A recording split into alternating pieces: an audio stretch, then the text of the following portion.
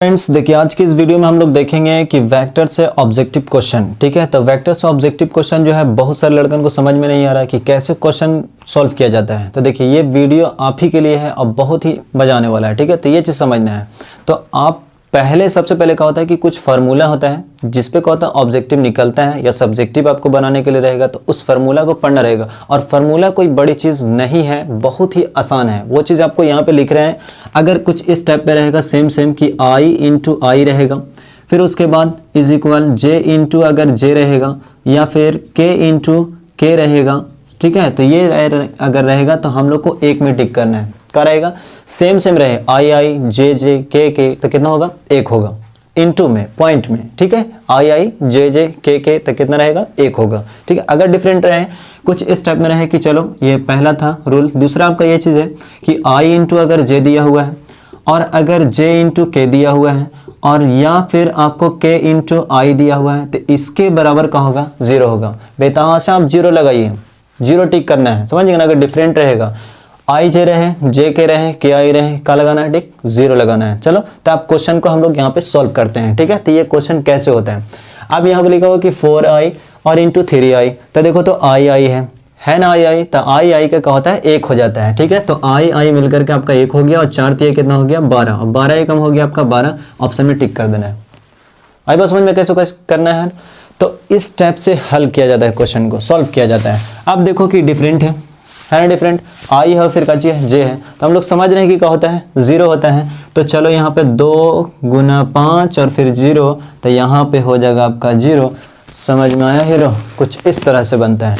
तो ऐसा क्वेश्चन को सॉल्व करने के लिए कोई बड़ी चीज़ नहीं है, उस चीज़ को समझना। अब देखो ये भी डिफरेंट है, तो जाहिर सी बात है कि इसका आंसर क्या होगा? जीरो होगा।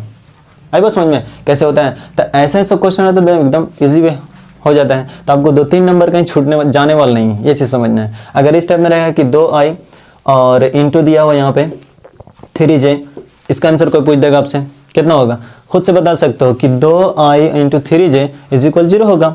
डिफरेंट है ना, इस टाइप में है। और अगर मान लीजिए कि इस टाइप में रहेगा कि 11i दिया हुआ है इंटू यानी 11i दिया हुआ है और यहाँ पे 2j दे दिया है, कोई इसका आंसर पूछेगा कि बताओ इसका आंसर क्या होगा, तो हम लोग तुरंत कहेंगे कि देखिए आई इंटू जे है, तो इसका आंसर क्या होगा? तो जीरो में टिक कर देना है फट सा, कोई टाइम नहीं लेना है, जीरो में टिक कर देना है। सिंपल है एकदम। इस फार्मूला को याद रखना है। जब ये फार्मूला याद हो जाएगा, आपको हजारों ऑब्जेक्टिव बनना शुरू हो जाएगा। ठीक है, तो इस चीज़ का ख्याल रखना आपको।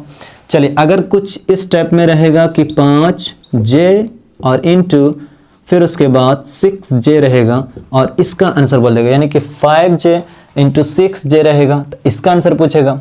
सिंपल है, जे है 1 होगा और 5 6 कितना होगा?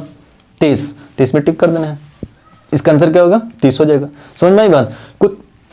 कुछ इस टाइप से होता है। अब ऐसा ही आदमी बोला है कि बताइए 2j और इंटू 2j दिया हुआ है और 3 के दिया हुआ है, कितना आंसर होगा? 0 होगा। जे के है 0 होगा, आई है तो 1 होगा और फिर गुना कर देंगे, वो जो वही निकल जाएगा हम लोग को। ठीक है, तो ऐसा क्वेश्चन को हम लोग सॉल्व करने के लिए इस टाइप में बनता है। तो ये लड़कन लोग पूछ रहा था कि कैसे सॉल्व किया जाता है, तो बहुत ईजी वे है, बहुत ईजी है, समझ गए ना।